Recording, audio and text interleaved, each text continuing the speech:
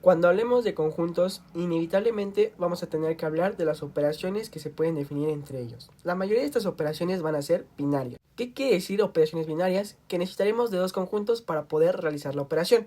Y en cualquier caso, el resultado va a ser un nuevo conjunto, sea binaria o no sea binaria la operación. Teniendo esto en mente, la primera operación que definimos es la unión. La unión tiene un comportamiento parecido al operador lógico o sea, la disyunción. ¿Qué quiere decir esto? Que para que un elemento sea parte de la unión, tiene que vivir en A, tiene que vivir en B o puede vivir en ambos. A veces me gusta pensar en la unión con una caja grande donde vacío dos cajas más chiquitas.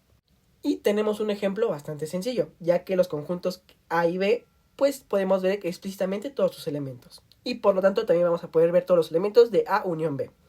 La segunda operación que vamos a definir es la intersección. La intersección tiene un comportamiento parecido al operador lógico y, o sea, la conjunción. ¿Qué quiere decir esto? Que para que un elemento viva en la intersección de dos conjuntos, tiene que vivir en ambos conjuntos simultáneamente. Y pues en la parte de abajo tenemos igualmente con los mismos conjuntos A y B un ejemplo muy sencillo. Podemos pensar a la intersección como aquellos elementos que tienen en común dos conjuntos. Posteriormente tenemos las propiedades tanto para la unión como la intersección. Observamos que ambas operaciones comparten la propiedad de idempotencia, conmutatividad y asociatividad. Y observamos que para el caso de la unión, tanto los conjuntos A como B son subconjuntos del conjunto unión. Y caso contrario, para el caso del conjunto intersección, en este caso la intersección será subconjunto de tanto el conjunto A como el conjunto B. Para demostrar estas igualdades, como son conjuntos los elementos que estamos igualando, y como no sabemos qué elementos lo forman, y la única definición de igualdad de conjuntos que teníamos era que dos conjuntos son iguales siempre y cuando tengan los mismos elementos, tenemos que recurrir a la doble contención. ¿Qué quiere decir esto? Dar un elemento en un conjunto y concluir que es elemento del otro conjunto y al revés. Entonces con ese proceso vamos a demostrar que esos conjuntos son iguales. Te recomendaría que tú mismo demostraras estas propiedades. No son difíciles de ver. Lo que tenemos a continuación son casos bastante especiales que involucran tanto la intersección como la unión. El primero de ellos es que si tenemos dos conjuntos, uno A y uno B, y el resultado de la unión es el conjunto A, y además de eso, la intersección de A con B es igual al vacío, entonces esto nos habla que B tiene que ser sí o sí el vacío. Nuevamente, ¿podemos demostrar esto? Claro, pero sin demostración, nada más con nuestro pensamiento lógico, tiene bastante sentido. ¿Por qué? Imagínate intersectar un conjunto con un conjunto que no tiene elementos. Pues el resultado sería vacío. Pero cuidado, no porque la intersección de dos conjuntos sea el vacío, quiere decir que esos conjuntos, o al menos uno, tenga que ser necesariamente el conjunto vacío. Para esto tenemos la definición de conjunto disjunto, que es cuando dos conjuntos diferentes al vacío, su intersección nos da el vacío, se les conoce como disjuntos. Este tipo de conjuntos son primordiales para la teoría de la probabilidad. Por eso les digo que tienen que agarrarle amor a la teoría de conjuntos porque la van a ver hasta en la sopa. Y uno de esos es en probabilidad. Y en específico los conjuntos disjuntos nos hacen un parote en ciertas demostraciones. Y por último tenemos que si B es un subconjunto de A, entonces la unión de A con B va a ser igual a A y la intersección de A con B es igual al conjunto B. Y tiene también bastante lógica. Nuevamente, ¿cómo tendremos que demostrar todas estas cosas? A lo mejor en algunos casos por contradicción.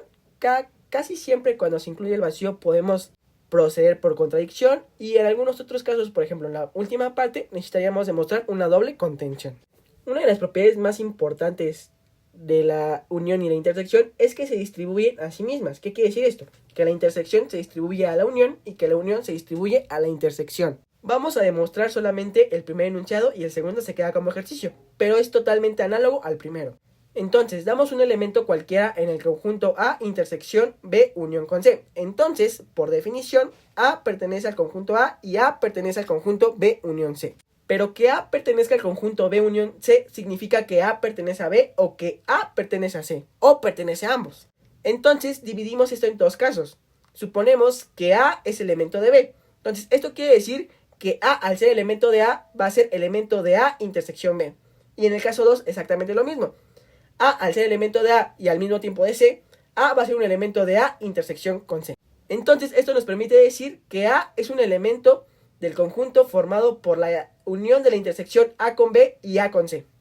Entonces concluimos que A intersección B unión con C es un subconjunto de A intersección B unión A intersección C. La segunda parte es análoga. Ahora damos un elemento en el conjunto A intersección B unión A intersección C. ¿Qué quiere decir esto? Por definición, que A pertenece al conjunto A intersección B o A pertenece al conjunto A intersección C. Y nuevamente, dividiéndolo por casos, vamos a llegar a concluir que el conjunto A intersección B unión A intersección C está contenido en A intersección B unión C. Esto quiere decir que, como ya demostramos la doble contención, estos dos conjuntos van a ser iguales. Ahora pasemos a definir una nueva operación que se le va a conocer como la diferencia. Y nuevamente es una operación binaria. La diferencia entre A y B es el conjunto formado por los X que pertenecen a A, dado que X no pertenece a B. Podemos pensar esto como queremos purificar los elementos que solamente sean puros de A, o sea, literalmente quitarle los que están como mezcladitos. Cabe señalar que esta operación no va a ser conmutativa a diferencia de la unión y de la intersección. Posteriormente, si tomamos a B como subconjunto de A, entonces A menos B o A diferencia con B se dice complemento relativo de B en A. Hablar de complemento relativo nos hace pensar, ¿existirá un complemento absoluto? Y sí, sí lo existe, pero para eso ocupamos un conjunto que le denotaremos conjunto universal. Pero mucha atención, a pesar de que vamos a hablar de conjuntos universales, no tenemos una definición como tal. ¿Por qué? Porque no existe un conjunto que te contenga a todos los demás. Dicho en otras palabras, no existe conjunto que contenga a todos los elementos posibles. No importa qué tan general demos ese conjunto, siempre existirá alguno que no forme parte de él. Entonces, ¿por qué hablamos de un conjunto universal? Más que nada es por comodidad del lenguaje. Por conjunto universal no nos referimos a un solo objeto, sino a varios, ya que dependiendo con el tipo de conjuntos que estemos trabajando, eso va a determinar el conjunto universal. Por ejemplo, si trabajamos con números, puedo definir el conjunto universal como los reales, como los enteros, como los racionales o como los irracionales. Dependiendo del tipo de conjunto que yo tenga y a lo que más me convenga, yo voy a definir a mi conjunto universal. En el ejemplo de los conjuntos de equipos de fútbol, el conjunto universal sería el conjunto de todos los equipos profesionales. O sea, no equipos amateur, no. Equipos profesionales de primera división del mundo. Entonces, a pesar de que nos referimos al conjunto universal, cabe señalar que no nos estamos refiriendo a un solo conjunto, sino que a varios dependiendo en qué caso estemos y cuál nos convenga más. Con esto vamos a definir el complemento absoluto, que se define como los elementos de X que pertenecen al conjunto universal, dado que X no pertenecen a A. Y en el ejemplo que tenemos abajo de los enteros negativos, es muy fácil ver que su complemento serían los naturales. Y como recordatorio, aquí en álgebra a los naturales les vamos a pegar el 0 para evitar los problemas. Entonces, con eso dicho, el complemento de los enteros negativos serán los naturales y viceversa, el complemento de los naturales serán los enteros negativos. Si tomamos al conjunto universal como los enteros. Y como pregunta, ¿qué pasaría si nuestro conjunto universal en lugar de ser los enteros fueran los números reales? ¿Cuál sería el complemento del conjunto formado por los enteros negativos? Posteriormente tenemos las propiedades de complemento. Nuevamente, ¿las podemos demostrar esas tres? Sí. ¿Las vamos a demostrar? No. Solamente aquí vamos a tener la intuición. ¿Por qué no estamos demostrando estas propiedades? Porque sería perder mucho tiempo. Y no quiero que los videos se alarguen tanto. Pero bueno, todas tienen lógica. Que el complemento del complemento sea el mismo conjunto A. Que la unión entre el complemento y el conjunto te dé el universo. Y que la intersección del conjunto con su complemento es igual al vacío. Y esto tiene toda la lógica del mundo. Si no me crees, puedes demostrarlo.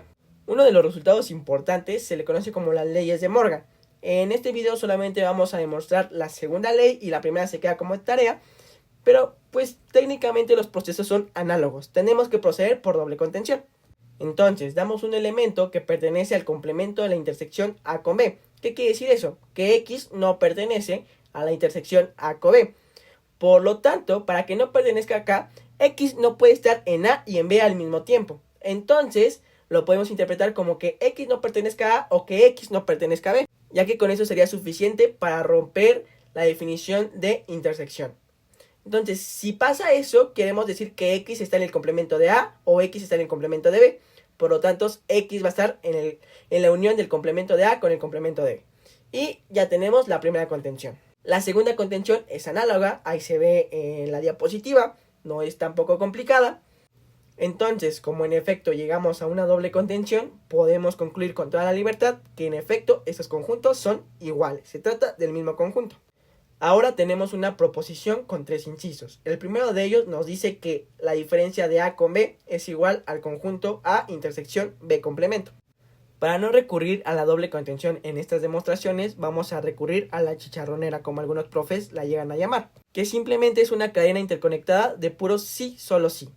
O sea, una doble implicación. Entonces, para demostrar el primer punto de la proposición, es importante notar que si A pertenece a la diferencia de A con B, sí, solo sí, A pertenece a A y A no está en B. Y entonces, si A no está en B, sí, solo sí, A pertenece al complemento de B. Con esas cadenas de sí, solo sí, que fueron en total 2, puedo concluir que A está en la diferencia de A con B, sí y solo sí, A pertenece a la intersección de A con el complemento de B. Y así me evité demostrarlo por doble contención.